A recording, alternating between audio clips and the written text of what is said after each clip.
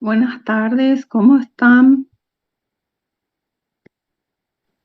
Buenas Buenas tardes, tardes, profe. profe. Me disculpan, pero me demoré un poquito por el camino. Tardé un poco en llegar, pero ya vamos a comenzar. Bueno, vamos a hacer lo siguiente. Eh, vamos a tratar de terminar hoy la unidad 6, que es cortita. Entonces terminamos hoy la unidad 6 y dejamos para después ya netamente vacuna. ¿Qué les parece? Preparé así. Sí, profe, Para no hay el, problema. para el parcial es lo que envié. Hasta ahí, ni uno más. No voy a luego enviar más nada para que no se confundan. Bueno, ahora voy a compartir pantalla.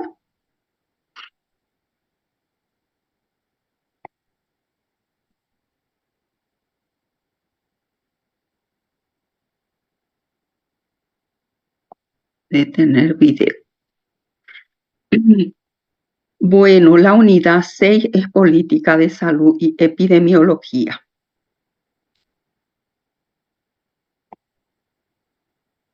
Bueno, cuando hablamos de política tenemos que diferenciar entre la política general y la política en salud. Dice que la política general es la suma de decisiones que hacen que la sociedad se configure de determinada manera.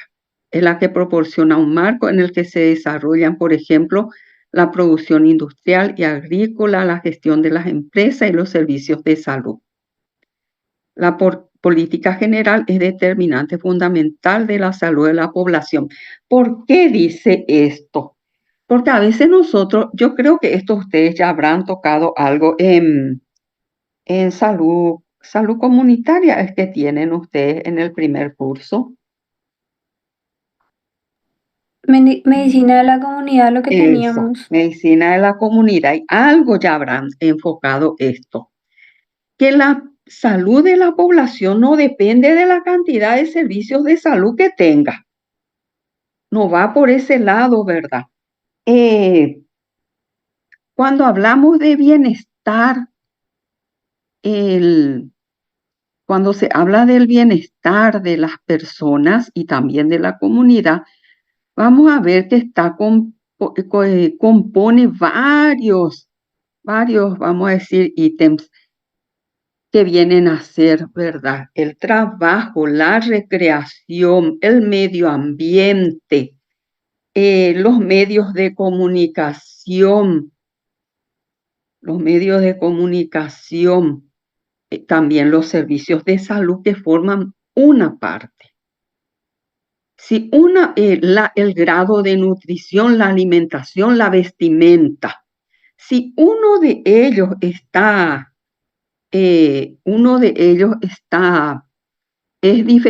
deficiente o varios de ellos, como muchas veces nos sucede, la población no puede estar sana. Por eso que yo les suelo decir como una diferencia nomás entre los pacientes del hospital y los pacientes de un servicio privado como eh, la manera en que es impresionante. Vamos a poner ejemplos como los niños. En el hospital se mueren los niños. En los servicios privados mueren también, pero es muy grande la diferencia. O sea que lo que hace que diríamos que ese organismo esté preparado para los embates de una enfermedad es diferente cuando todo lo que compete a su bienestar eh, se cumplió.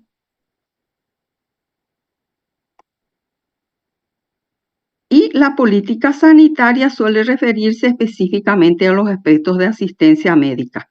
Dice, pero la salud depende de una gran variedad de decisiones políticas que no se limitan al campo médico o sanitario. Me olvidé también, no les puse que entre el bienestar, ¿verdad? Está está el ahorro, está también la educación.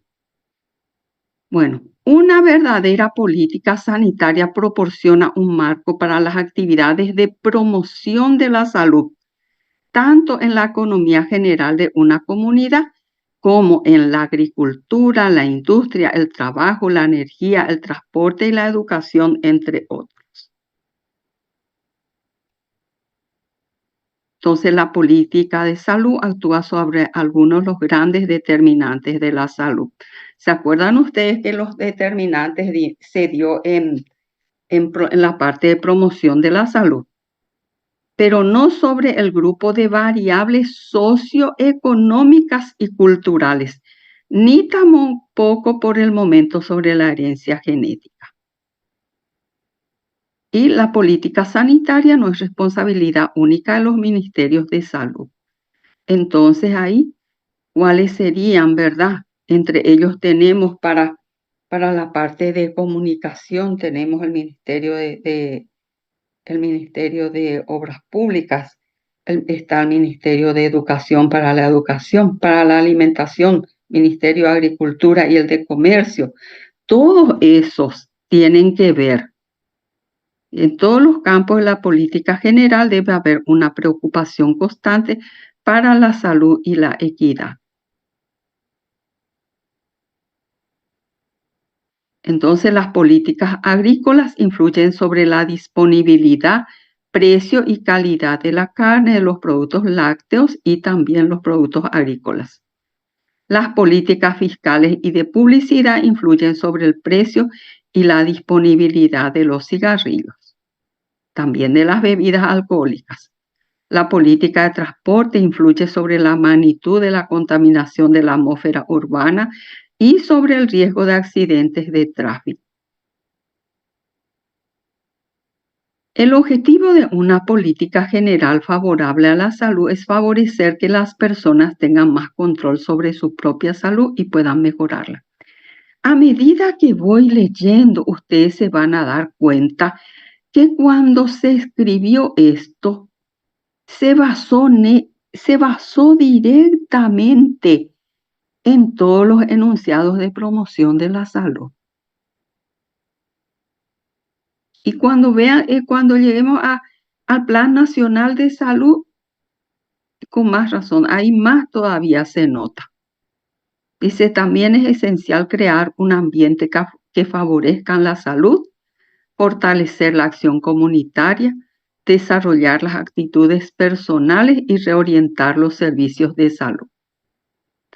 En reorientar los servicios de salud, y esto se enfoca mucho en promoción, es que se tiene que atender más a la parte de prevención.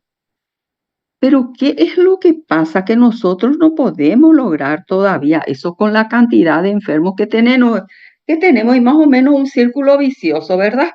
Porque tenemos muchos enfermos, no podemos hacer la parte de prevención y promoción. Y porque no hacemos mucha promoción y prevención, tenemos otra vez muchos enfermos. Entonces, la política sanitaria, la aplicación de la investigación epidemiológica a la política general. La escala temporal para la aplicación de la investigación epidemiológica a la política general es variable. Y especialmente en el caso de las enfermedades crónicas se mide en decenios mejor que en años. Supongamos, la epidemiología puede servirle a la política para orientar cuáles son las patologías, las causas de muerte, las causas de, ¿cómo es que se dice? Las causas de las secuelas, todo eso, para poder enfocarse más en esas cosas.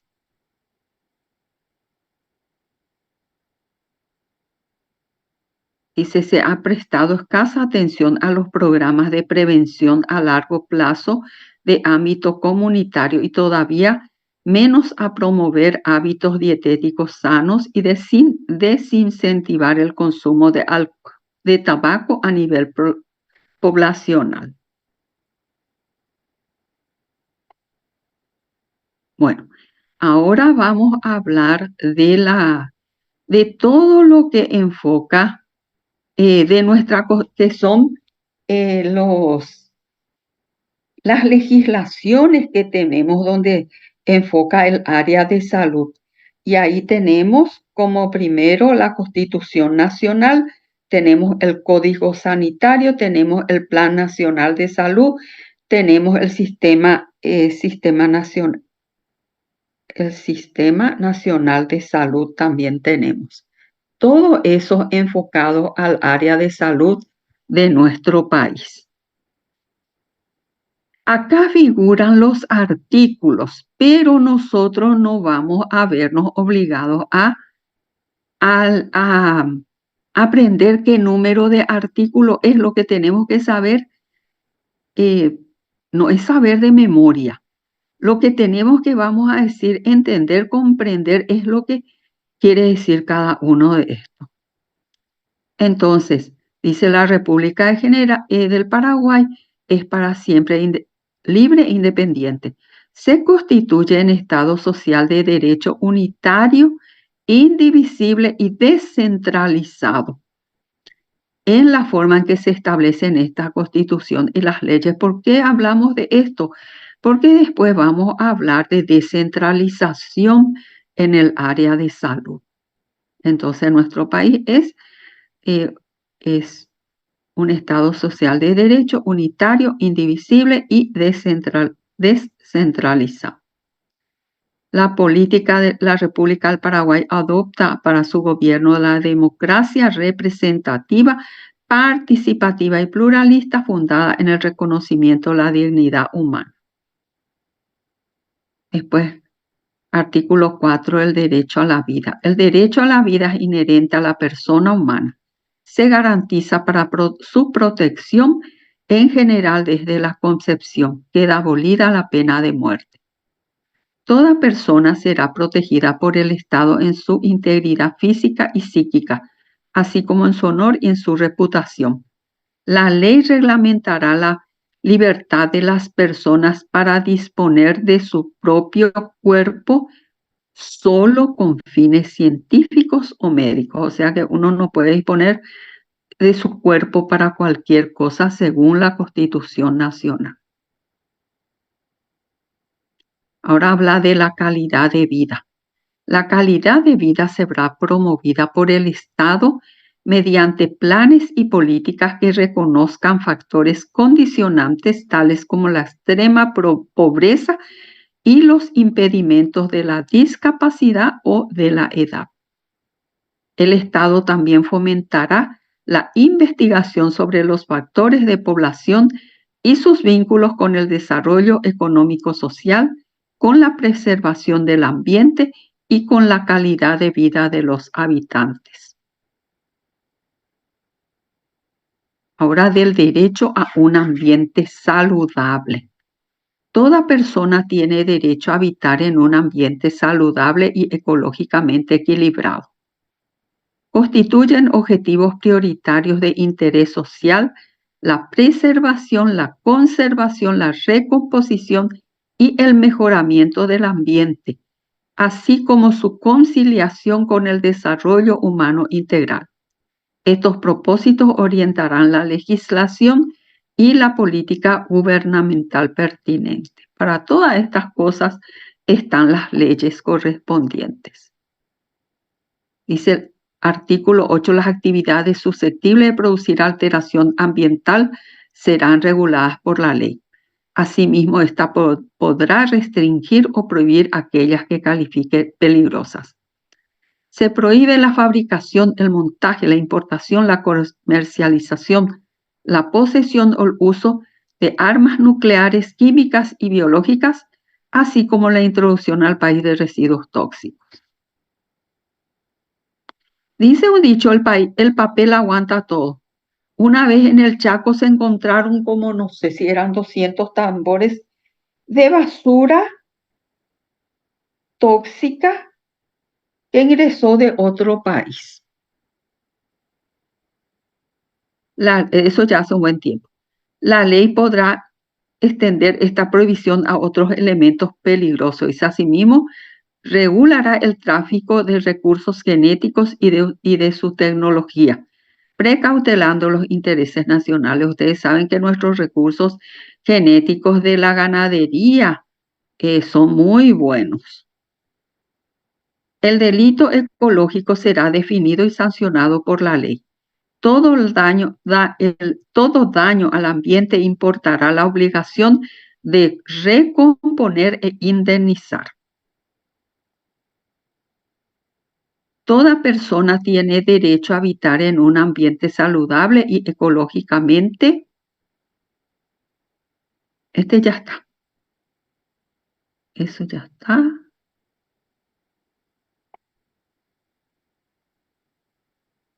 Bien. Ahora del derecho a la salud. El Estado protegerá y promoverá la salud como derecho fundamental de la persona y en interés de la comunidad. Nadie será privado de asistencia pública para prevenir o tratar enfermedades, pestes o plagas y de socorro en los casos de catástrofes y de accidentes. No sé si se acuerdan ustedes que durante la pandemia,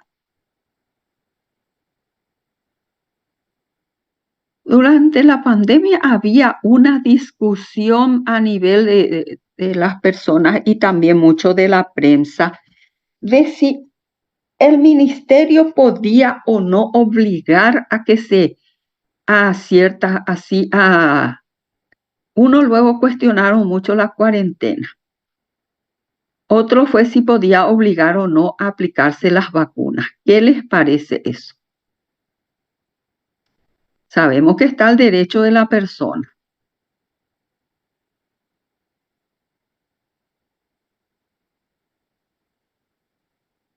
¿Podía o no podía? ¿Sí? Creo que lo de las vacunas es lo que no era obligatorio. No, pero ¿podía o no podía obligar?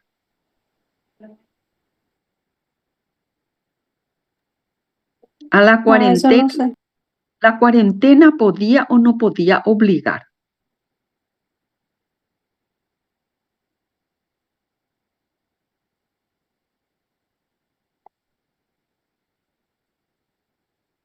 Vamos a ir otra vez a nuestro artículo. A ver un poco. 60, 69, 68. Ese es el artículo 68. Es de la Constitución Nacional. Dice, toda persona está obligada a someterse a las medidas sanitarias que establezca la ley dentro del respeto a la dignidad humana. Y esto otra vez está dentro de una legislación que es el Código Sanitario. Después vamos a ver otra vez eso en el Código Sanitario. El artículo 69 habla del Sistema Nacional de Salud. Se promoverá un sistema nacional de salud que ejecute acciones sanitarias integradas con políticas que posibiliten la concertación, la coordinación y la complementación de programas y recursos del sector público y privado. Ustedes tienen que saber que los servicios privados están obligados, así como está obligado el público, están obligados a atender los casos de urgencia. Supongamos un accidentado, le tiene que prestar los primeros auxilios. Tenga o no tenga dinero, tenga o no tenga seguro. También entra ahí el hospital militar, el hospital de la policía y el IPS. Todos están obligados, todos los servicios de salud obligados a prestar atención médica de urgencia. Supongamos viene un herido, se le presta los primeros auxilios, supongamos un fracturado. se le prestan los primeros auxilios, si hace falta que se interne, consultó en el privado, se le estabiliza y se le ve para que se vaya ya a internarse en un lugar público. O si falta ya que se haga vamos a decir, sus cirugías, para eso no está obligado el privado, pero sí no puede dejar sin atender. Ustedes saben que en la ley figura lo de, ¿cómo es que se le llama? Eh, Omisión de auxilio. Se considera cuando llega alguien con una urgencia, una emergencia y no se le atiende, se considera una omisión de auxilio que está penado por la ley. Ahora del régimen de bienestar social. La ley establecerá programas de bienestar social mediante estrategias basadas en la educación sanitaria y en la participación comunitaria.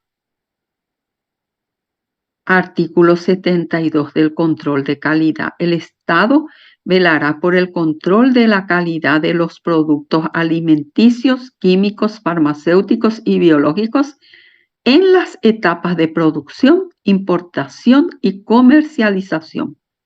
Asimismo, facilitará el acceso de factores. Esto yo creo que no está bien. Me da la impresión, voy a buscar para ver si hace falta corregir esto, porque para mí no tiene sentido. Facilitará el acceso de factores de escasos recursos a los medicamentos.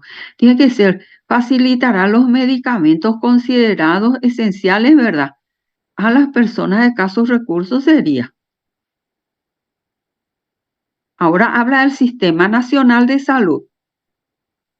La descentralización del Estado forma parte de la agenda política del Paraguay desde la reforma constitucional de 1992, que declaró que este es un país unitario y descentralizado, ¿verdad? Así decía la primera parte. Como algunos asimilaron la palabra unitaria con centralizado, esta definición, dice, pudo resultar para ellos una paradoja. Pero desde el punto de vista teórico, en varias acepciones, hay tipos de descentralización que no implican necesariamente devoluciones, sino que resultan en la ampliación del poder de decisión de los agentes considerados descentralizados. Por eso es que tenemos las regiones sanitarias. En relación a uno principal, esto es lo que se toma en cuenta, es que hay agentes considerados descentralizados en relación a uno principal que representa el nivel central. Y por lo tanto, tal definición no es una contradicción.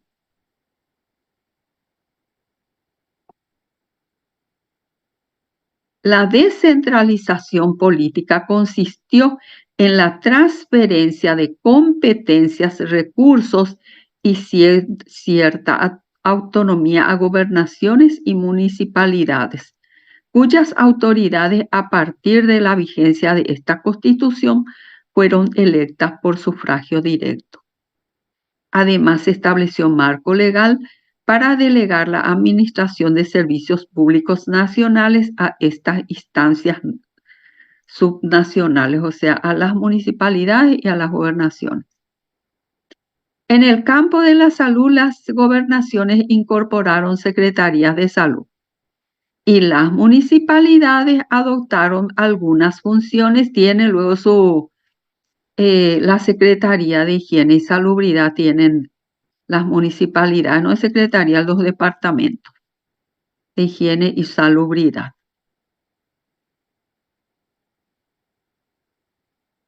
Y ahora vamos acá continúa hablando.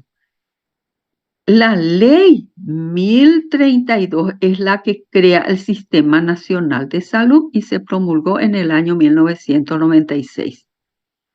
Mediante esta ley se estableció la formación del Consejo Nacional de Salud y los consejos regionales y locales de salud como instancias de articulación, coordinación y participación en el marco de la descentralización sectorial. ¿Ustedes conocen algún consejo de salud?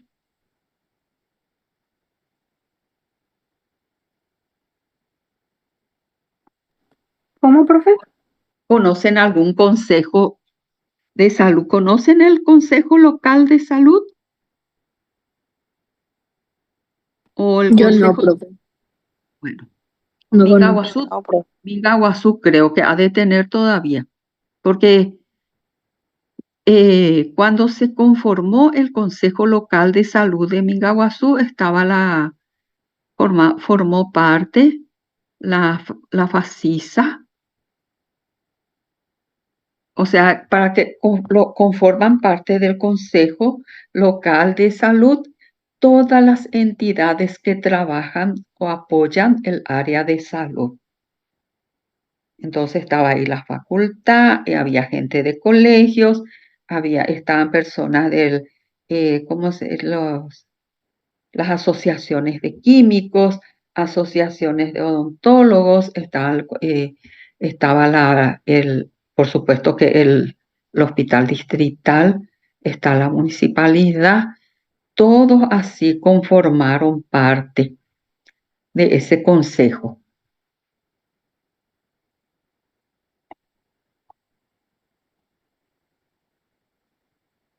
Y ese consejo por ley tiene que estar eh, liderado. El presidente del Consejo Local de Salud por ley es el intendente municipal o a una persona en quien él delega y casi siempre delegan en el que está en el Departamento de Higiene y Salubridad. O sea que si la municipalidad de una localidad, de un distrito, no está interesado en formar parte, esa localidad no puede tener consejo local. Porque por ley ya sabemos quién tiene que tiene que liderar.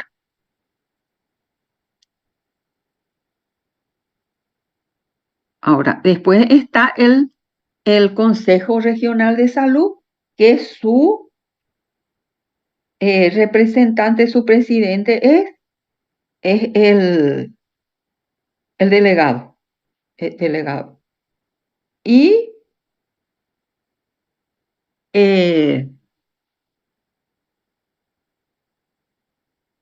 no el delegado, es el gobernador.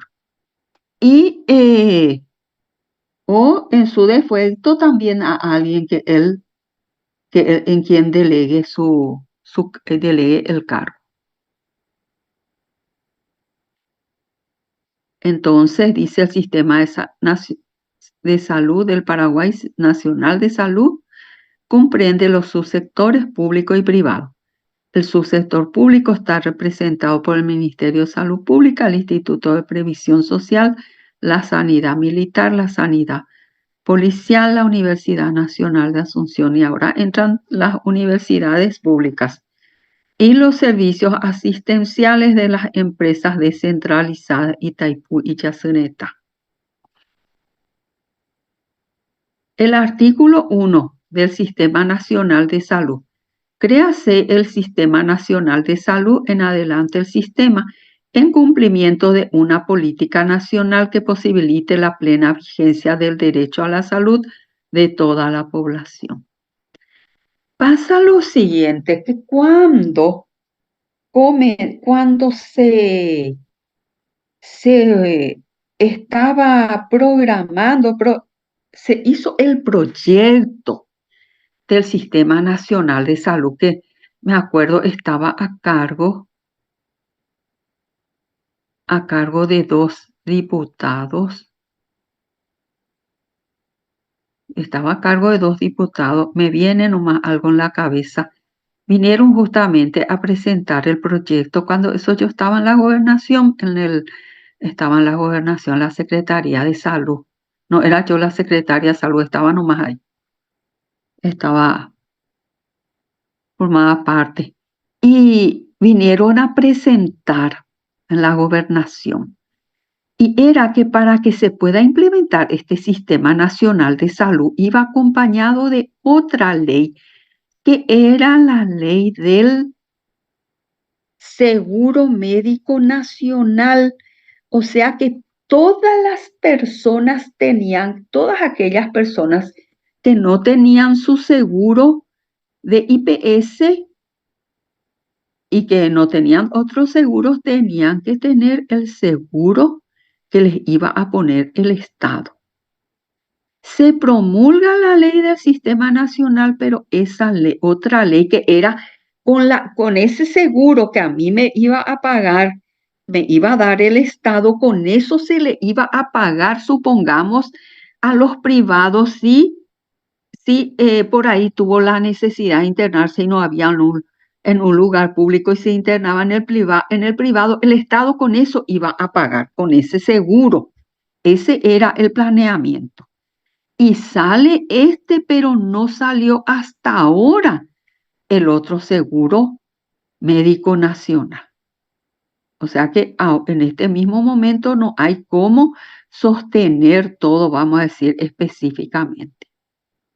Hay sí un dinero que se transfiere, que el Estado a través del Ministerio de Salud transfiere al sistema nacional, a los consejos locales o a los consejos regionales de salud, pero cada desembolso viene muy bien especificado en qué se puede usar. Uno no puede usar en otra cosa, solo en eso. Cierta gente que no entendió eso y que agarró, no, es que usaron para ello, usaron para algo que necesitaba el hospital, pero que no figuraba en eso. Esa gente pasaron les vino encima la Contraloría. No sé después cómo terminó, esa parte ya no sé, pero me acuerdo bien que estuvieron, la Contraloría vino a hacer el control de lo que pasaba. Eso ya hace mucho tiempo, allá por el... Yo estuve el primer tiempo, entré en representación de la facultad. Ya habré estado 6, 7 años, después ya no, ya era bueno que entre otra persona. Siempre es bueno los cambios. Bueno, entonces dice, entonces parece, algunas cosas así parece que están muy, como decimos, no pisa tierra. Porque ustedes saben que para todo, ¿verdad? Necesitamos dinero. Con la buena voluntad nomás se hace algunas cositas, pero no se puede hacer mucho. Bueno, entonces el sistema tiene el objetivo de distribuir de manera equitativa y justa los recursos nacionales en el sector salud y a través del mismo se establecen conexiones intersectoriales e intrasectoriales concertadas e incorpora a todas las instituciones que fueron creadas con la finalidad específica de participar en las actividades de promoción, recuperación y rehabilitación de la salud y prevención de la enfermedad de individuos y comunidades dentro del territorio de la República.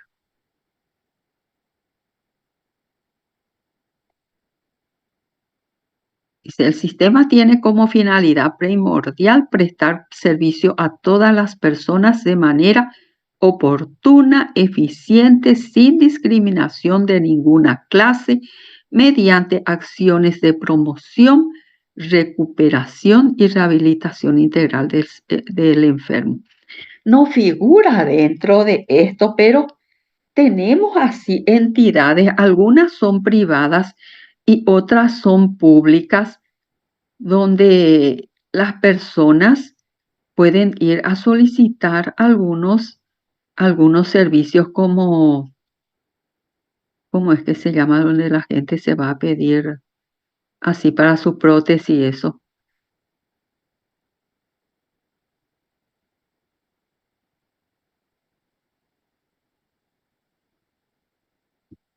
porque tenemos esos lugares donde uno si necesita prótesis, válvula para el corazón, válvulas, dan dinero para que las personas puedan hacerse su tratamiento para cáncer que no tiene cobertura el ministerio.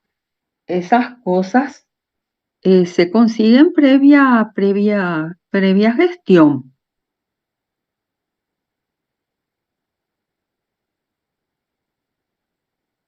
Dice, el sistema operará mediante la oferta de servicios de salud de los subsectores públicos o privados o mixtos del regulador de salud y de las universidades, coordinados por el mismo, o sea, coordinados por el sistema, de acuerdo con las normas de derecho público y privado vigentes.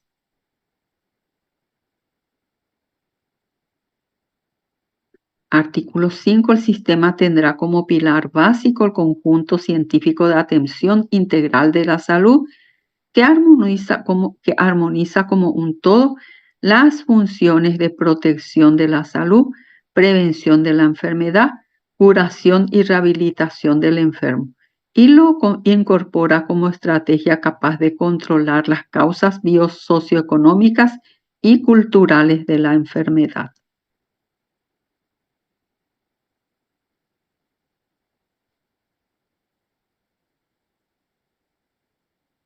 Artículo 6. El Estado es responsable de mantener la igualdad de los deberes y derechos de los ciudadanos, para lo cual se desarrolla el sistema como ente integrador y regulador de las instituciones y servicios con el fin de establecer una cobertura integral de la salud que dé a todos los individuos la posibilidad del pleno acceso a los recursos del mismo.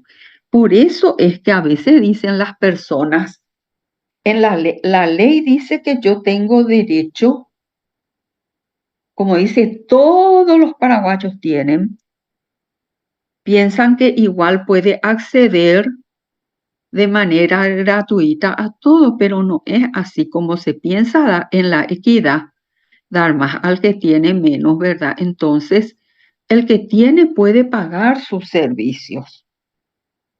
Entonces, para que sobre el dinero, para que cubra para la gente necesitada.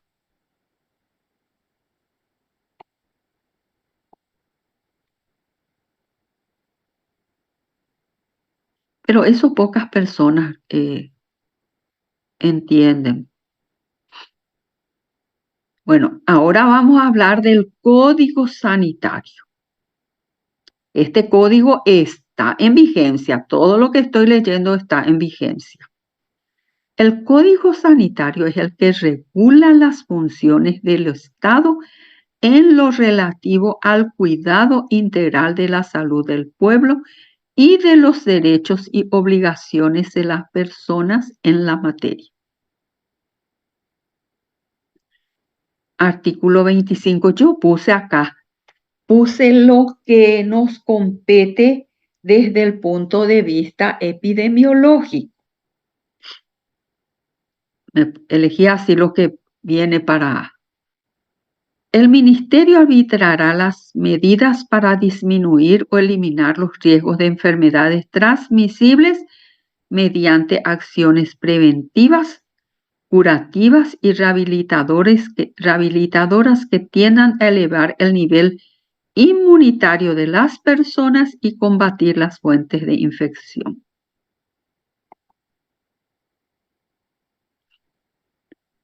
Hay muchas personas que cuestionan lo del almuerzo para los niños en las escuelas. ¿Qué opinan ustedes de eso? Sabemos que es obligación de los padres. Es obligación de los padres ponerle el alimento, pero ¿qué pasa? ¿Y si los padres no están en condiciones? Yo creo que está bien, pero se tiene que de igual manera distribuir bien los fondos para que alcance la Es, salud pública también. Eso, ese fue nuestro problema. Así espero por lo menos algo. ¿Saben qué? Muchas cosas que yo estoy diciendo ahora,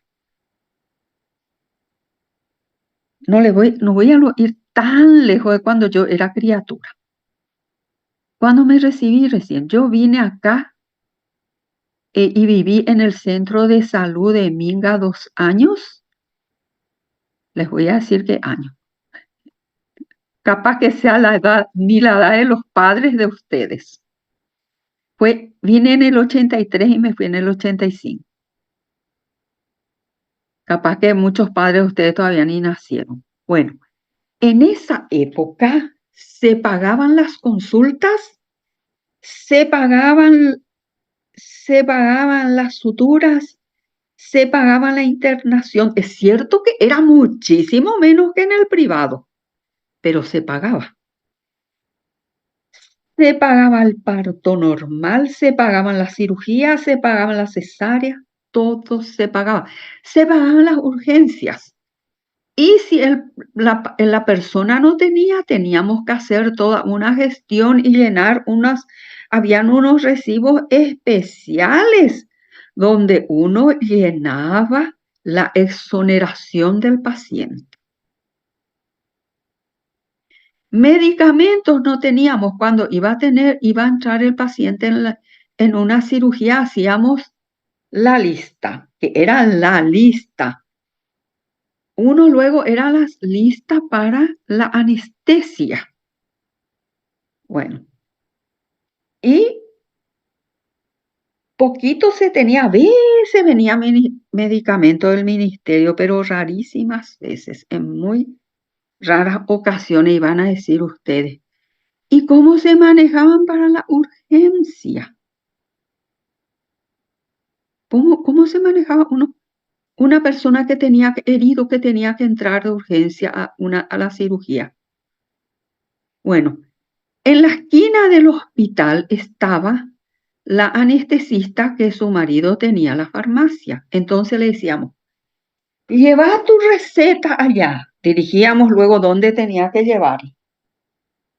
Porque entonces ella sabía que ella tenía que venir con lo que no había en el hospital, o si no, ella no iba a poder hacer la anestesia. O si no, también la otra fuente era que lo que sobró de otra cirugía, eso no se le devolvía al paciente, era para tener la reserva. Uno va a decir, bueno, ¿y por qué eso tenía que hacer el otro que a lo mejor no tenía? Pero era la única manera, era la única forma que se tenía.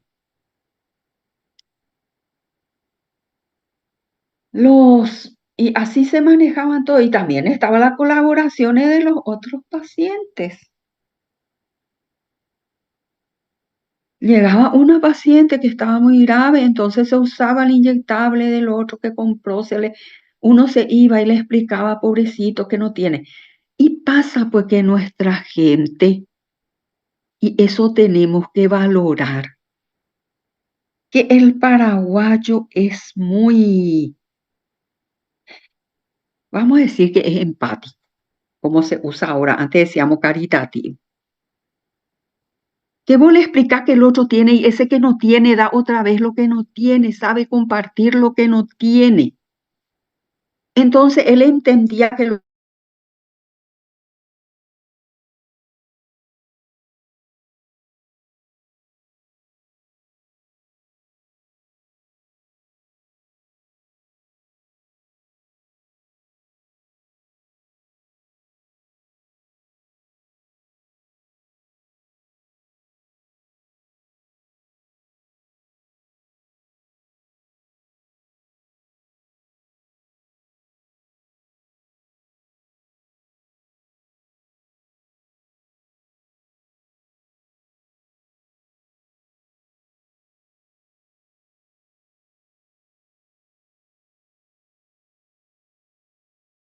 Recording in progress. norteamericana, venía de Canadá, venía la leche.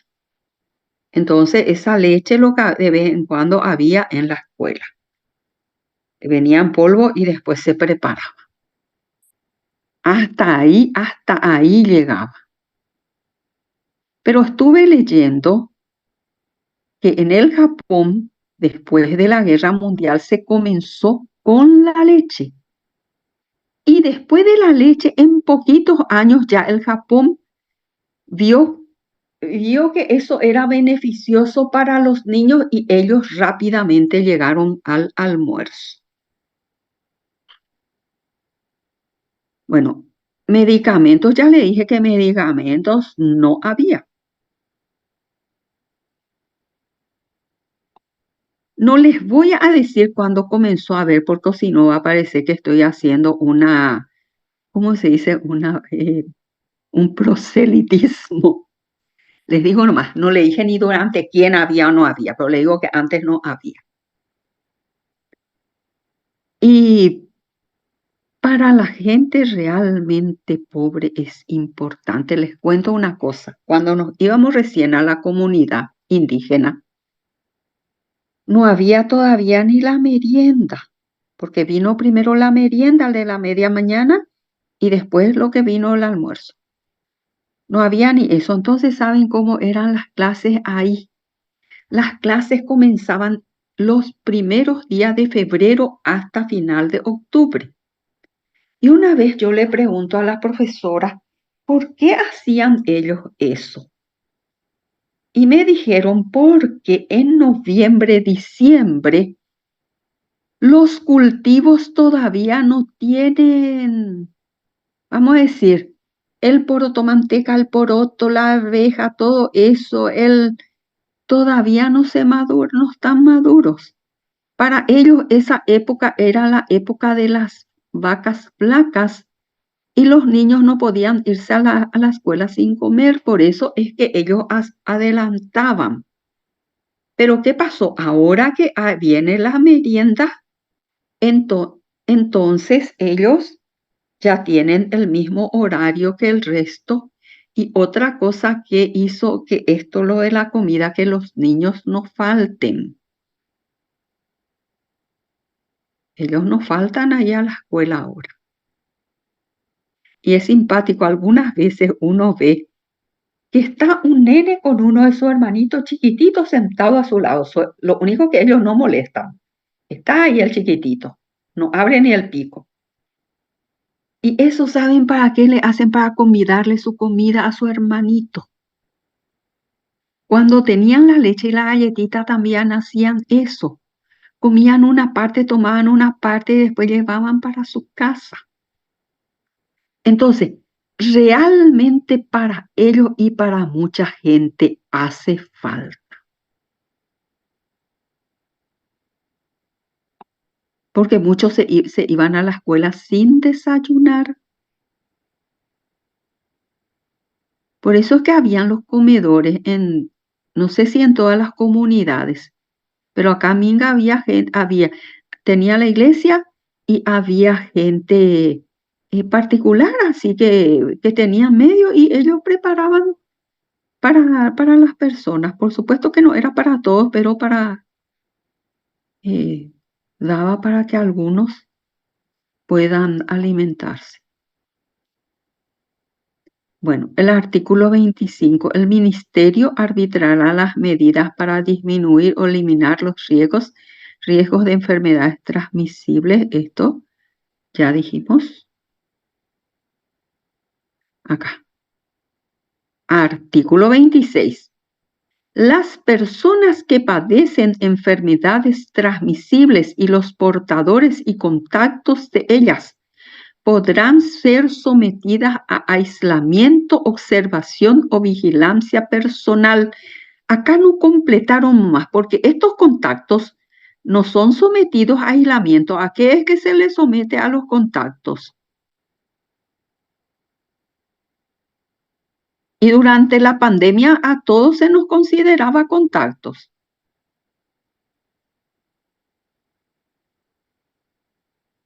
Cuarentena. ¿Se acuerdan? Que a los contactos se les somete en cuarentena. Entonces, acá entra la cuarentena, aislamiento, observación o vigilancia personal por el tiempo y la forma que determine el ministerio, el que podrá ordenar todas las medidas sanitarias que tiendan a la protección de la salud pública. Yo entiendo que a la vacuna se podía declarar obligatorio la utilización de la vacuna.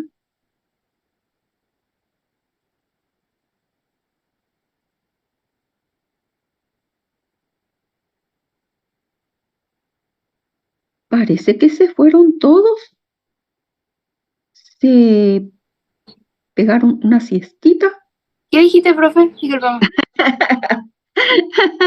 Ahí sabía que me iban a contestar. ¿Podía o no podía el ministerio declarar obligatorio el uso de la vacuna?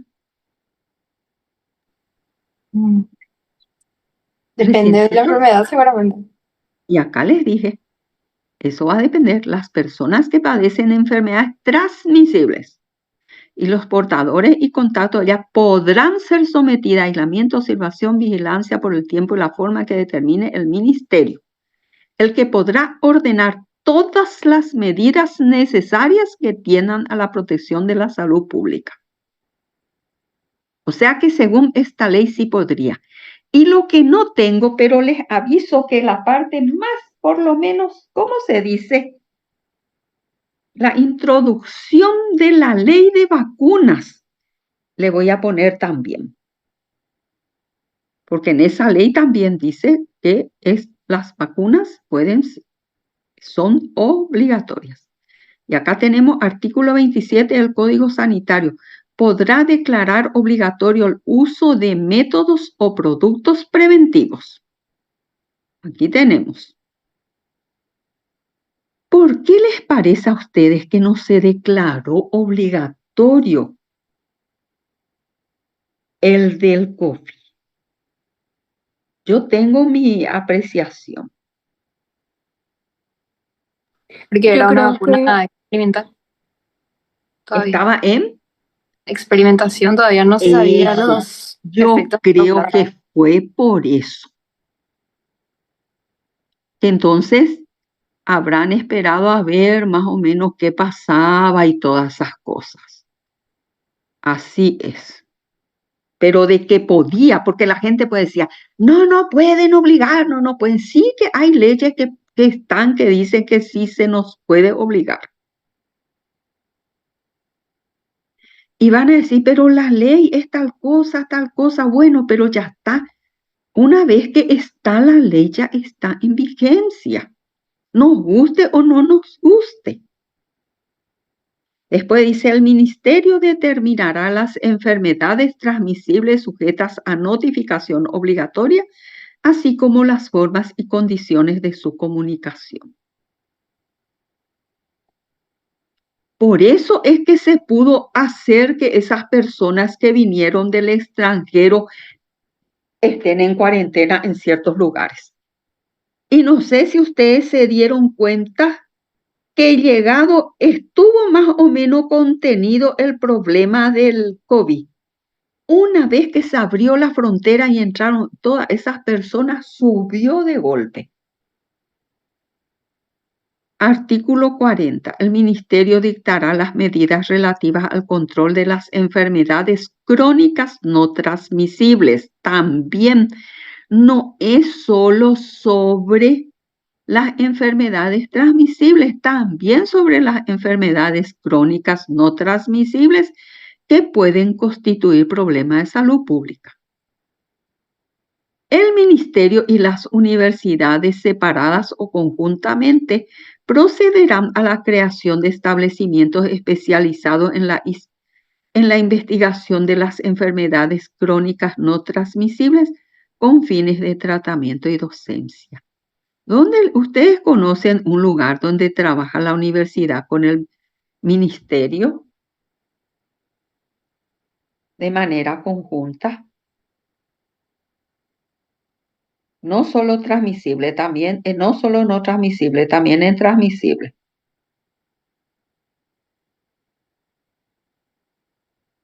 ¿Conocen algún laboratorio del ministerio que trabaja en una entidad que no es del ministerio?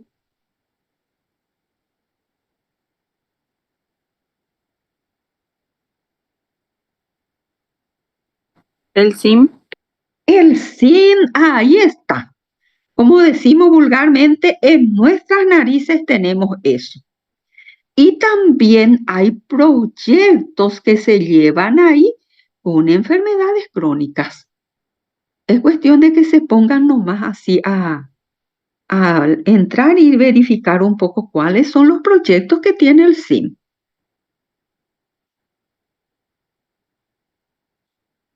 Ahí está el laboratorio. ¿Vieron ustedes uno de ellos?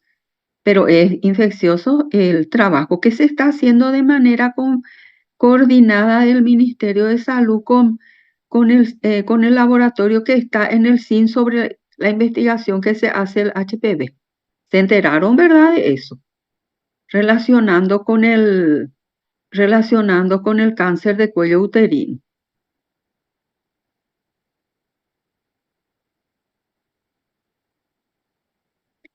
Bueno, ahora vamos a hablar de algo que es muy conocido para ustedes, que ya habrán visto luego esto como participación comunitaria, ¿verdad? Esto se da en medicina comunitaria, salud de la comunidad. Habrán visto, ¿verdad?, la declaración de Alma Ata.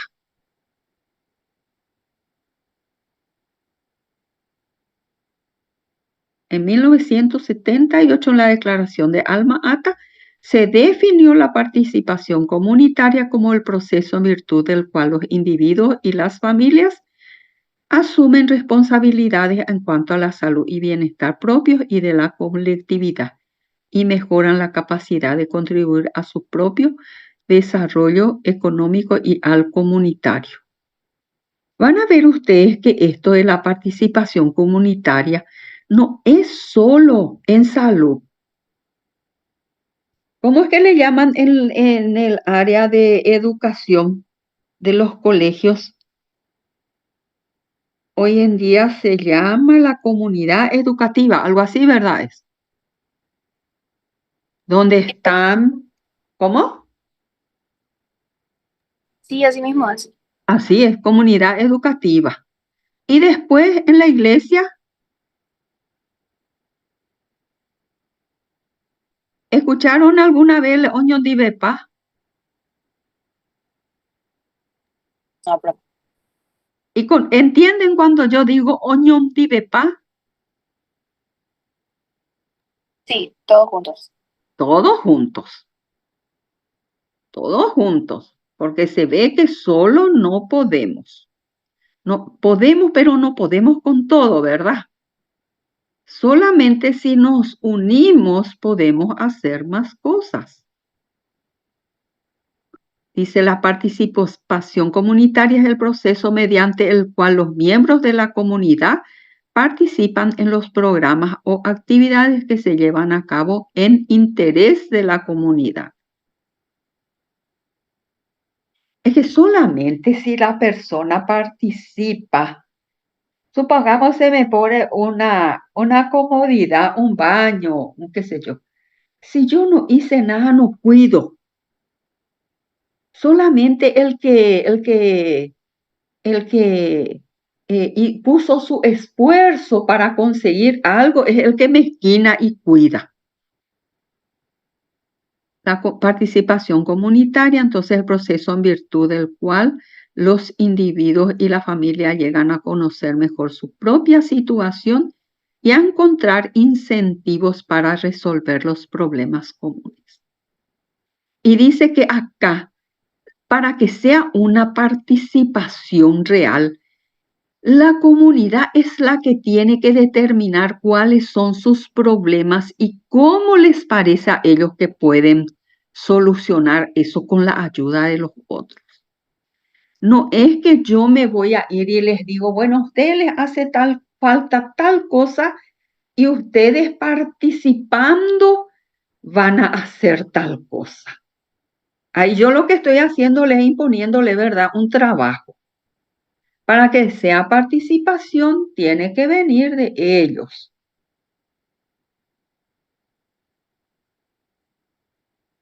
Porque a veces a nosotros nos parece que sabemos cuál es el problema, pero puede ser que para mí no sea problema. Siempre me acuerdo yo de eso. Tengo una hermana en Buenos Aires que vive hace años. Yo era joven cuando eso vino de visita ella y se fue a visitarme donde yo vivía para estudiar y me lleva ella un hermoso collar. Yo me di cuenta como la forma en que ella me dio el regalo, que para ella era algo muy apreciado lo que me estaba regalando.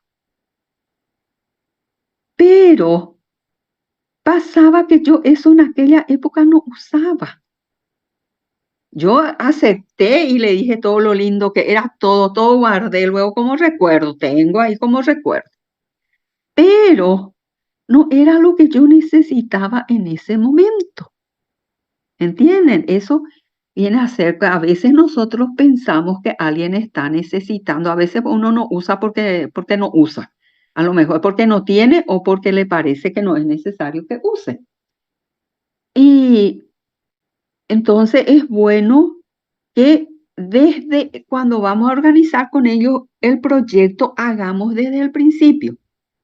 Yo les voy a contar este proyecto que hacemos de las charlas. Eso en el primer proyecto figura que hicimos de eso de la parte de promoción de la salud y la educación. Fue a pedido de la encargada, de la doctora encargada del puesto de salud. Fue a pedido de las directoras y los profesores de las escuelas. También pidieron los dirigentes de la comunidad, los líderes. Y en base a eso fue que se hizo el plan. Y cada tanto lo que vamos cambiando vamos cambiando los temas de las charlas. Y en torno a qué va a girar. Bueno, entonces la participación comunitaria les permite ser agentes de su propio desarrollo en vez de beneficiarios pasivos de la ayuda al desarrollo.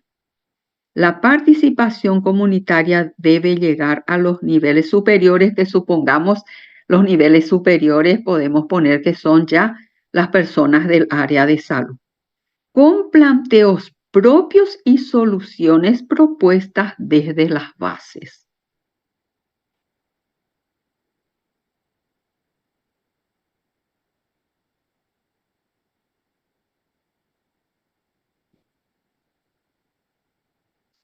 Entonces, para ello han de comprender que no tienen que aceptar soluciones convencionales inadecuadas, sino que pueden innovar y progresar para hallar soluciones convenientes.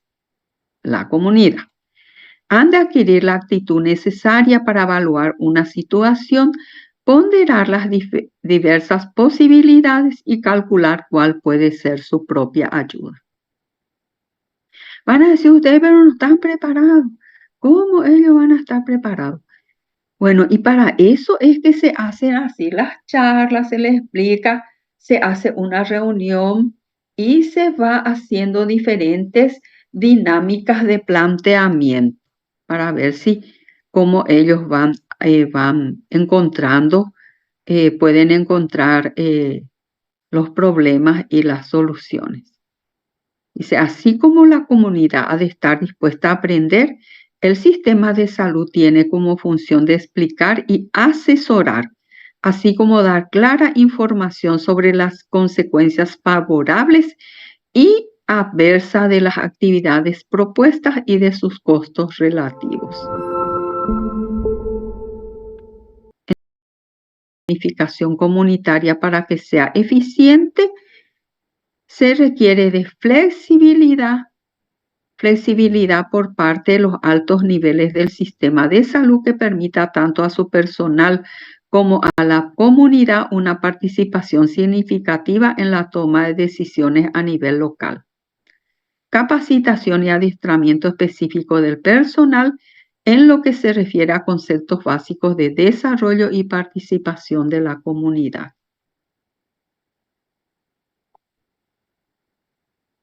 Ahora vamos a ver la participación social. Dice, es un concepto más amplio que se refiere a los procesos sociales a través de los cuales los grupos, incluidos los de la comunidad, las organizaciones, las instituciones, los sectores de todos los actores sociales, a todos los niveles dentro de una zona determinada, intervienen en la identificación de las cuestiones de salud u otros problemas afines y se unen en una alianza para diseñar, probar y poner en práctica las soluciones. Bueno, hasta acá tenemos entonces, vimos lo que es la participación comunitaria y la participación social. Ahora vamos a ver la reforma de salud en el Paraguay. El proceso de reforma en el sector de salud en Paraguay puede ser dividido en dos fases. La primera fase, de 1990 al 95, se caracterizó para desconcentración. A la desconcentración se le llama que lo que se le delega son responsabilidades para solucionar los problemas, no la responsabilidad de decidir. Entonces, desconcentración de responsabilidades administrativas del Ministerio de Salud. Durante esta fase, ciertas responsabilidades administrativas fueron transferidas del nivel central hacia las regiones sanitarias. La segunda fase de la reforma del salud comenzaba a fines de 1995 e involucra la transferencia de responsabilidades de administración del gobierno central a los gobiernos regionales. Las principales autoridades municipales son directamente elegidas por la población del municipio. Van a decir cómo era antes. Antes, desde el nivel central, el presidente era el que designaba quién iba a ser el intendente de cada municipio.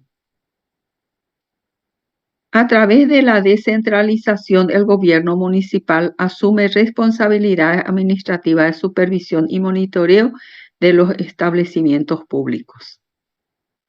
El gobierno municipal, a su vez, delega la responsabilidad de administrar las instituciones a los consejos locales de salud, los cuales preparan e implementan un plan local de salud, controlan los presupuestos asignados y supervisan el funcionamiento de los establecimientos. Las instituciones sujetas a la descentralización incluyen hospitales distritales, centros de salud y puestos de salud. El marco legal de la descentralización en Paraguay está garantizado por la Ley 1032, esa es la del Sistema Nacional de Salud, aprobada en diciembre de 1996.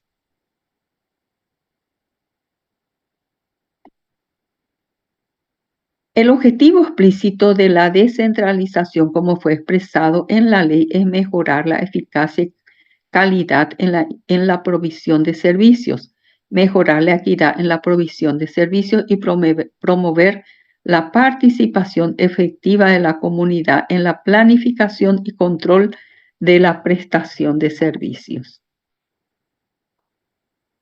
Ahora vamos a ver a qué se refiere la centralización y descentralización.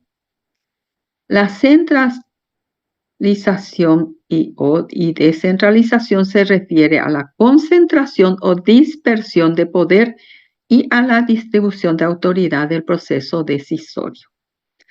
¿Me pueden dar un minuto, por favor? Voy a tomar agua. Pueden aprovechar también ustedes de tomar agua.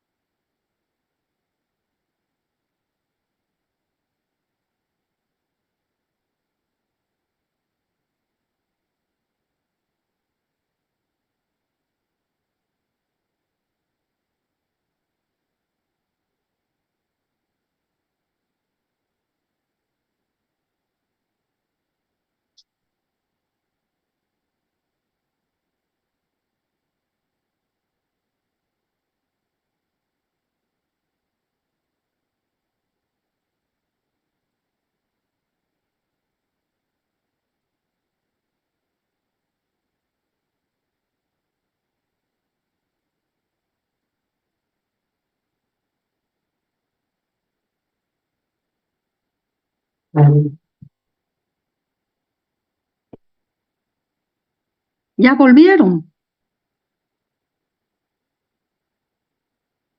Sí, profe. Bueno, pasa que yo no tomo tereré y esas cosas, por eso no tengo agua más cerca. Me olvido luego de poner cerca. Ahí en la facultad lo que me obligo a tener en la mesa. Entonces se refiere a la concentración o dispersión de poder y a la distribución de autoridad del proceso decisorio. ¿Cuánto? No es cuándo, es cuánto. Cuanto mayor es la descentralización, más están vinculadas las decisiones a los niveles superiores de jerarquía. Cuanto mayor es la descentralización, la autoridad se distribuye más entre los eslabones jerárquicos más bajos.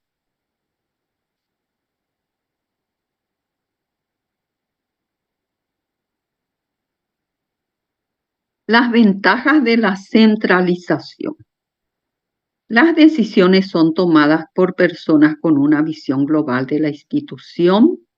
Los que toman las decisiones están en lo alto de la pirámide y generalmente mejor entrenados que en los niveles inferiores.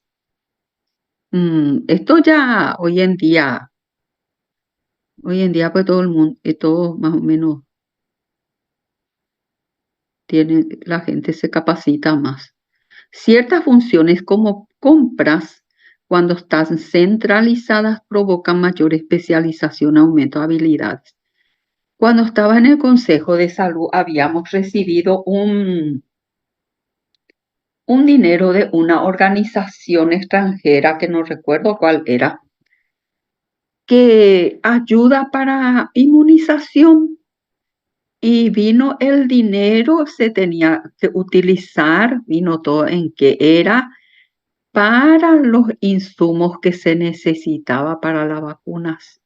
No era directamente para vacunar, sino supongamos para parte de promoción, de educación, se tenía cuando eso era el televisor, cuando eso se usaba todavía videocasetera. Se tenía que comprar un módem, se tenía que comprar una computadora, así, varias de esas cosas, un aire para la sala de vacuna, el otro era para educación, bueno, varias cosas. Y todo tenía que ser venía con sus requisitos, tenía que ser con recibo legal, tenían que tener un seguro, ellos ¿cómo es? Responsabilizarse ¿cómo se dice? Poner en el lugar, supongamos, la instalación, y tenía que tener un seguro de 1 año por si se descompone. Bueno, nosotros muchas veces decimos, ¿cómo es lo que compra? Bueno, pero a veces pues ya es luego nomás demasiado caro. Decimos, pero si allá en el centro cuesta tanto nomás las cosas, se van a ver los precios y se encuentran con la sorpresa que acá luego factura tenían, pero ninguno tenía el servicio para ir a instalar y tampoco tenían el servicio, el seguro por 1 año. Se reían luego, dice, cuando se les decía eso. Entonces, al final, ¿qué se tuvo que hacer? Se tuvo que enviar otra vez al ministerio para que ellos hagan una compra, para que puedan hacer ellos la compra con todos esos requisitos.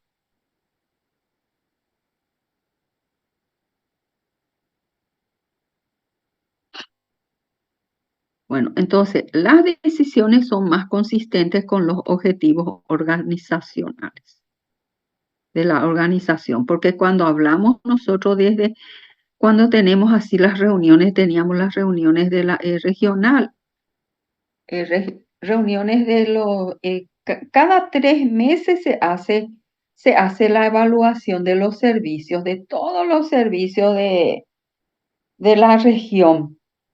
Y cada uno tira su problema de su comunidad. No, nosotros no vemos así el problema en un todo. Cada uno nos... Y para nosotros lo más importante de todo es nuestro problema. Bueno, entonces las limitaciones de la centralización, los que toman las decisiones están situadas en la cumbre, raramente tienen contacto con los trabajadores y las acciones que se desarrollan. Las líneas de comunicación más distantes provocan demoras. Los administradores de los niveles inferiores se frustran.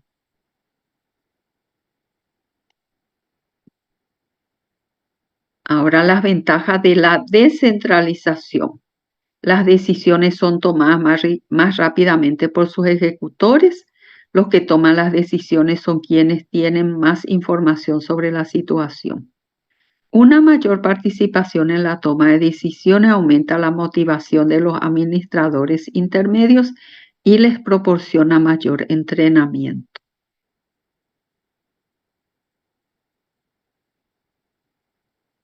Las limitaciones de la descentralización: puede faltar información y coordinación entre las unidades.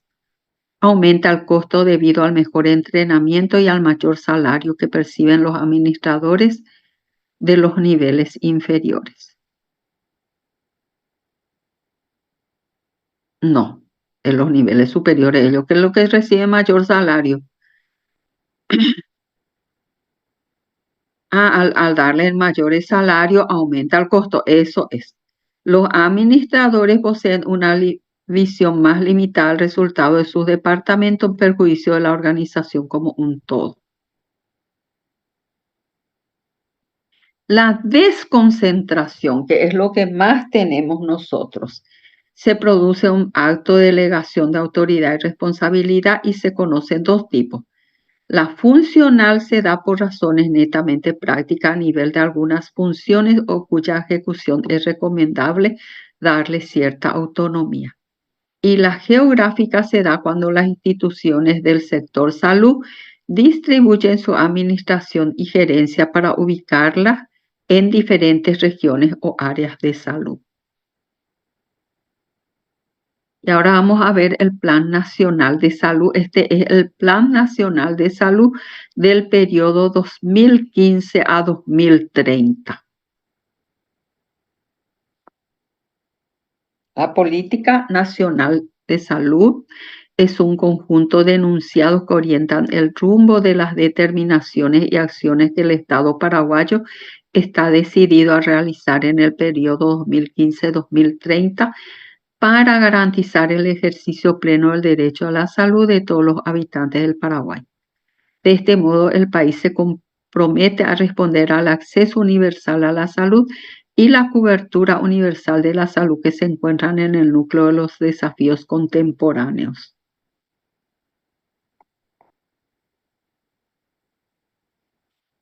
En el módulo 1, ¿se acuerdan ustedes que hablaba de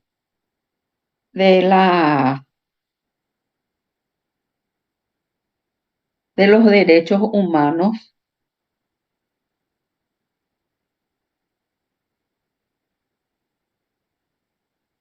Donde citaba el enunciado de los derechos humanos,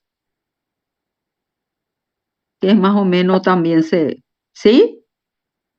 Sí, creo que sí, profe. Ese es donde está Carta de Ottawa y demás. Sí, así es. Bueno, el Plan Nacional de Salud.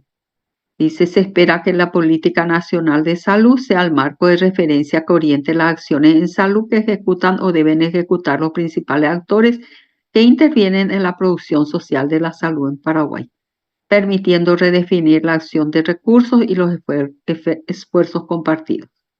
Ello dará sostenibilidad a logros concretos como a la disminución de la mortalidad materna, el acceso a medicamentos esenciales y la conformación de redes integradas e integrales de servicios de salud que el país necesita y espera para su gente. Enfoque de determinantes sociales. Eso les dije, tiene el enfoque de los determinantes sociales de la promoción de la salud. La salud es el producto de múltiples factores de carácter estructural y de condiciones de vida de la población. El enfoque de determinantes sociales señala al menos 4 categorías desde donde analizar las intervenciones de salud: ambientales, socioeconómicas, culturales y biológicos.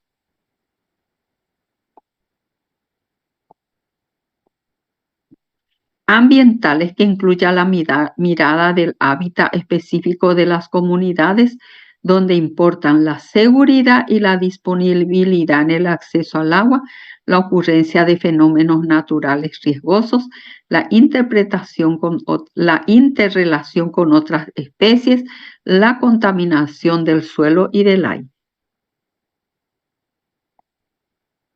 Socioeconómicos y culturales, que da cuenta de la participación en redes sociales de ayuda al acceso al empleo, la educación, vivienda, alimentación, recreación. Incluye las condiciones estructurales de las políticas públicas y los elementos de equidad social. Los que ya se fueron a Caramí se fijaron en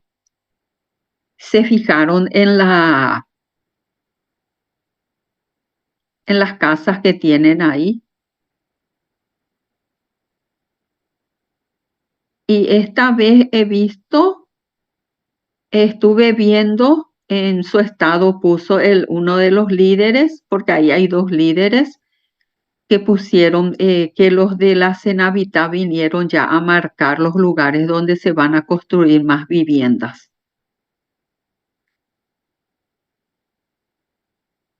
A algunas personas ya les conté que esa vivienda a ellos les sale gratis.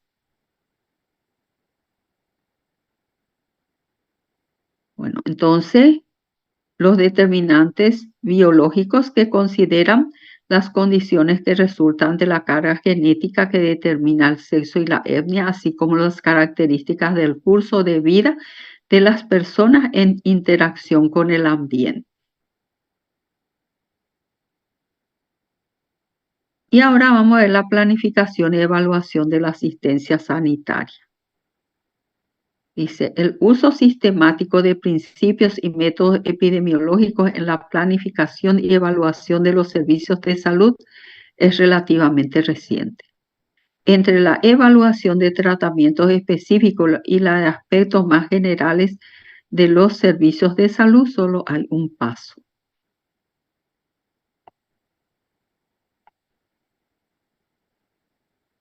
El objetivo final es desarrollar un proceso racional para definir prioridades y para asignar los recursos escasos disponibles para la prevención y la atención primaria. La limitación de recursos que pueden destinarse a la atención de salud obliga en todos los países a optar por diversas alternativas cuando se trata de mejorar la salud de la población. Para acciones de mayor alcance, como el desarrollo de un programa de asistencia nacional para los ancianos o de un enfoque más moderno para la prestación de atención primaria en zonas rurales, puede seguirse un proceso similar de evaluación y planificación.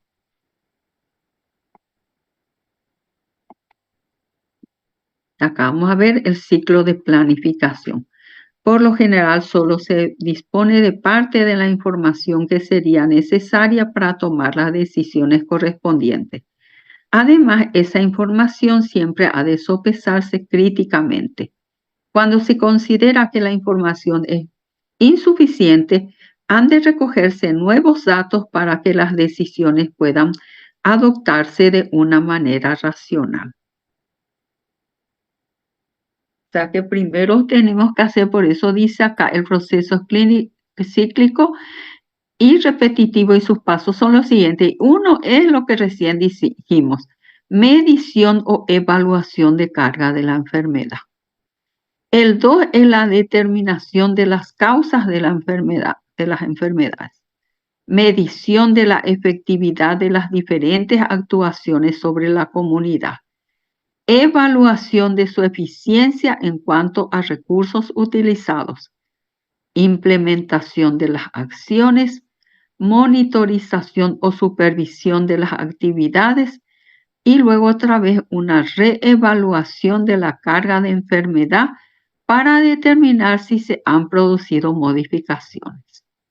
Entonces, este es el ciclo de una planificación y evaluación de la asistencia sanitaria.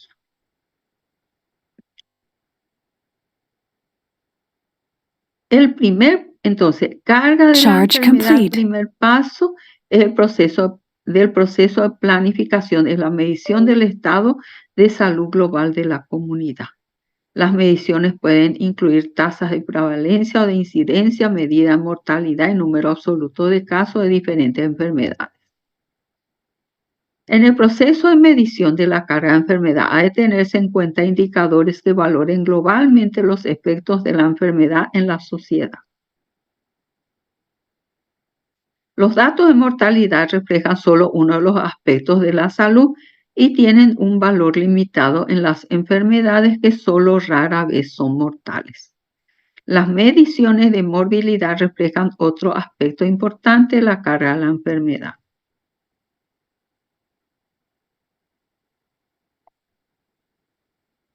Determinación de causas, causalidad.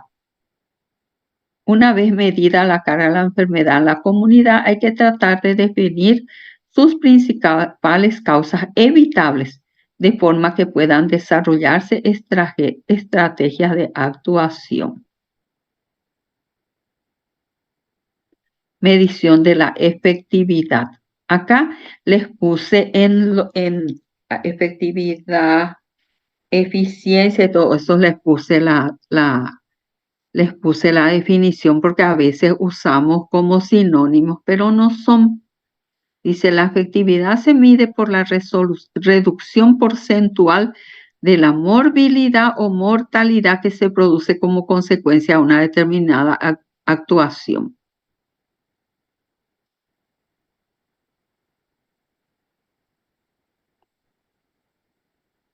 Medición de la efectividad de distintas actuaciones. La mejor forma de responder a estas preguntas es mediante ensayos controlados, aleatorizados, bien diseñados. La información más importante de la que hay que disponer para facilitar la toma de decisiones de asignación de recursos es la referente a la relación entre los programas de actuación sanitaria y los cambios del estado de salud. Estas relaciones pueden caracterizarse tanto cuantitativa como cualitativamente.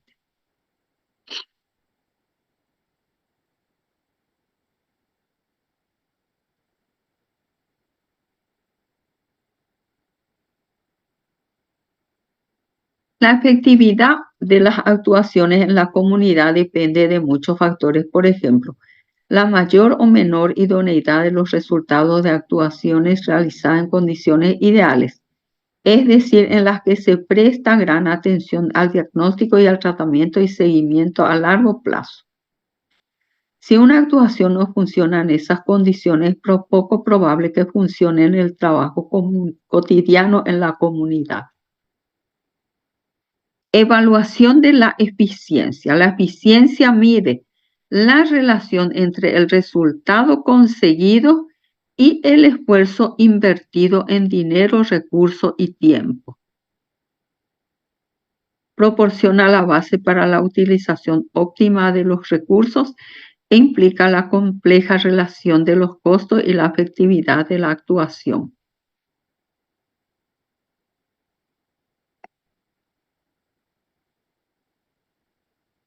Evaluación de la eficacia. Existen dos enfoques principales para valorar la eficacia. Uno en el análisis de costo-efectividad o de efectividad en función del costo. Lo que se considera es la relación gasto-efectividad en dólares por año de vida ganada.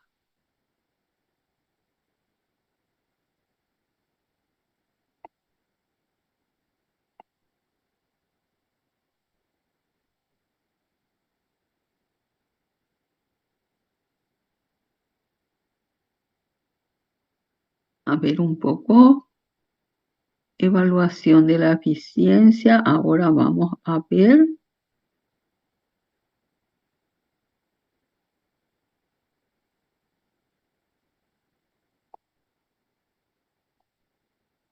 Ejecución o implementación.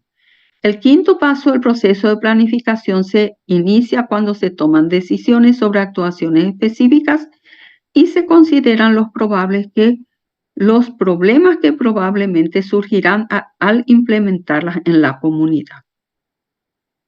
Monitorización, supervisión. La monitorización, supervisión, el seguimiento continuo de las actividades para garantizar que se están llevando a cabo de acuerdo con el plan.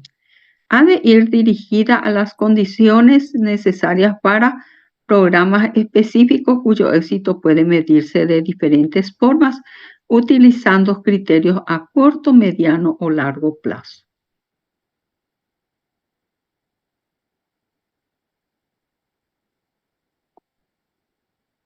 Reevaluación de la carga de la enfermedad.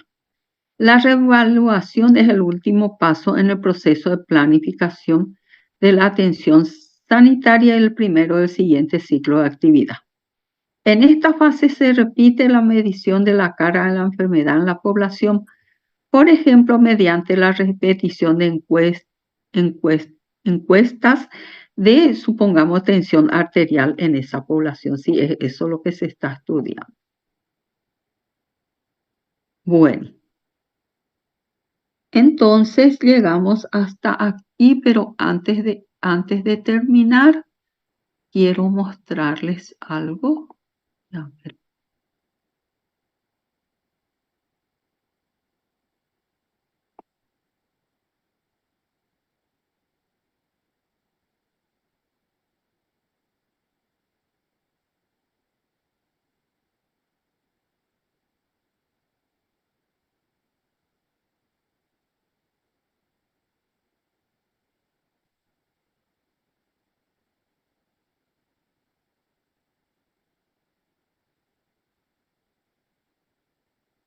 Quería hablarles sobre, pero no estoy encontrando la guía del trabajo. Bueno, y les voy a hablar nomás de la guía que tienen que hacer.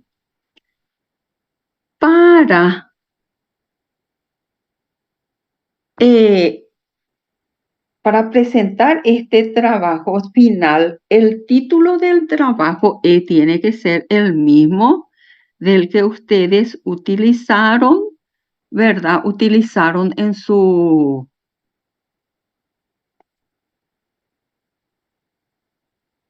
En el protocolo. el protocolo. Ahora ya no estoy compartiendo más. Salí y no sé cómo tengo que entrar ahora. ¿Se ve todavía tu pantalla, profe? Sí, no, yo sé, se ve, pero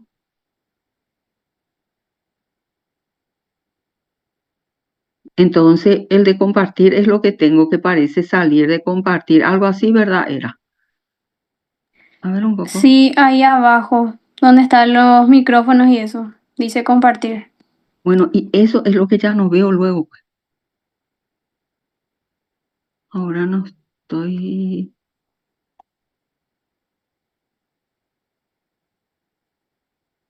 A ver. No sé más cómo voy a.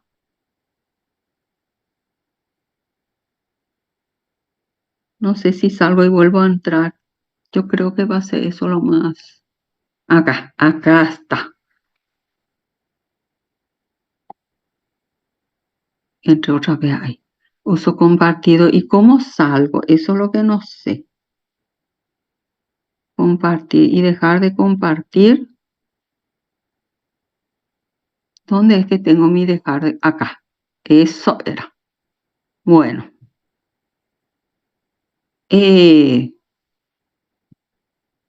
Van a utilizar esa parte.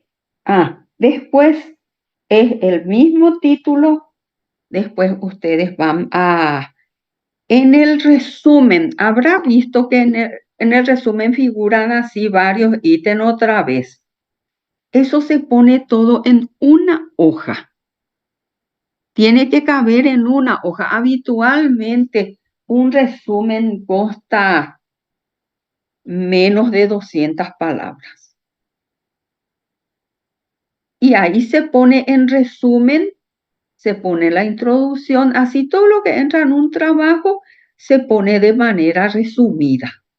Y todo lo que vamos poniendo ahí se pone todo en pasado porque estamos hablando sobre algo ya ejecutado. Cuando hacemos el protocolo, hacemos, ¿verdad?, en futuro. Algo que vamos a hacer, nos expresamos en futuro. En el trabajo final ya todo en pasado de algo que se ejecutó. La parte de lo que ya hicieron, yo les puedo pasar a los grupos que ya estuvieron. Igual ya pueden estar haciendo y después a cada grupo le voy a pasar su cantidad de participantes para que puedan poner eso en su resultado. Después, ya en la parte de donde tienen que poner su marco teórico, esa parte ustedes van a hacer un resumen de su marco teórico, lo más importante. ¿Entienden? Tiene lo más importante. Esa parte ya es resumido. En el trabajo final ya se hace de manera resumida. Y como habrán visto ustedes que en el trabajo final ya no se pone las metas, ya no se pone el cronograma, esas cosas ya no figuran en el trabajo final. Lo que voy a querer es como yo tengo pendiente algo, que algunos trabajos que habían enviado, yo corregí y eso les voy a enviar para que corrijan, para que puedan tener 100% en su protocolo. Voy a enviar aquellos que faltan corregir, ¿entienden? Porque lo ideal es que en todo tengan su 100% para poder tener al final un 100%. A veces por algunas cosas así mínimas que le falta y como cada ítem vale un punto y supongamos el trabajo es 20 puntos, ahí luego ya les falta mucho, ¿entienden? Sí, profe. Así es, no les tiene que faltar ni un puntito. Y les voy a decir, si yo les marco que falta, van a decir, pero qué autoritaria que está. Si yo les marco que falta algo, en vez de crear una discusión, mejor pongan nomás y entonces yo ya les pongo el punto y ya está, ¿verdad? En esta época del año ya no estamos para, ¿verdad? Sí, para estar alargando algo, al menos. Yo puedo alargar todo lo que quiero, pero ustedes no están teniendo ya tiempo para perder. Tienen muchísimas cosas que hacer y que estudiar. Bueno, entonces yo les enviaría eso y otra vez eso van a volver a utilizar en su trabajo final, porque ahí van a volver a poner sus objetivos, y algunos justamente hubo trabajo que tenía solo objetivo específico nomás, no tenía objetivos generales, así esas cosas. Les voy a mandar corregido. Y después que era otra cosa, porque cada uno de esos tiene objetivo general, suele ser solo uno y como su nombre dice, es general, uno que abarca todo. Y en específico se van poniendo los objetivos, pero no tienen que confundir, algunos confundieron el objetivo específico con la actividad a ser realizada, que no es la misma cosa. Eso les voy a marcar. yo no tengo ningún inconveniente que me envíen otra vez para que yo les corrija y me marcan ustedes la parte que necesitaba corrección, nomás para no leer yo todito otra vez, ¿entienden? Entonces me envían las partes, me marcan la parte que corrigieron para que pueda ver eso. Y bueno, entonces quedan libres toda esta semana que vino luego recibimos hoy eh, la resolución justamente que el rectorado declara asueto para ustedes. Entonces no podemos dar clase, no podemos hacer nada de eso. Yo lo que creo que después de que dan todo su examen podemos tener otra vez, ¿verdad? Una clase así de 2 horas. Si nos hace falta, ¿entienden? Vamos a tratar de que no haga falta. Y Profe, bueno, ¿sí? vos dijiste que faltaba desarrollar vacunas, pero eso no va a entrar para esta Sí. parcial la siguiente semana, ¿verdad? Y para lo que va a entrar para parcial ya le mandé. Ese es para final, no me. Todito después, en el final ustedes saben que entra todito. Ok, muchas gracias, profe. Bueno, entonces esperen que tenemos que sacar la foto. Yo voy a sacar una foto, unas fotos. Si alguien de ustedes sabe cómo hacer sin sacar foto, quiero que me ayude con eso. Yo voy a hacer a mi manera. Profe, ¿te Sí. puedo sacar screen de todos los Eso, participantes? haceme eso, por favor. Cuando alguien se ofrece para ayudar, dice que no tiene que uno rechazar, no hay que rechazar, porque dice que así uno crea más problemas. A mi vista acá están todos. Y tengo que, pero hoy no participaron mucho. Esto les va a perjudicar a aquellos que tienen poca presencia. Bueno, entonces les dejo que pasen, aprovechen y diviértanse. Todo lo que, a divertirse, como decía la gente antes, sanamente. Entonces, que pasen muy buen fin de semana, unos juegos y que ganen todito. Muchísimas gracias, profe. Muchas gracias, profe. Buen fin de para vos también. Bueno, gracias, igualmente van a ganar. Así es. Mente Gracias, positiva. profe.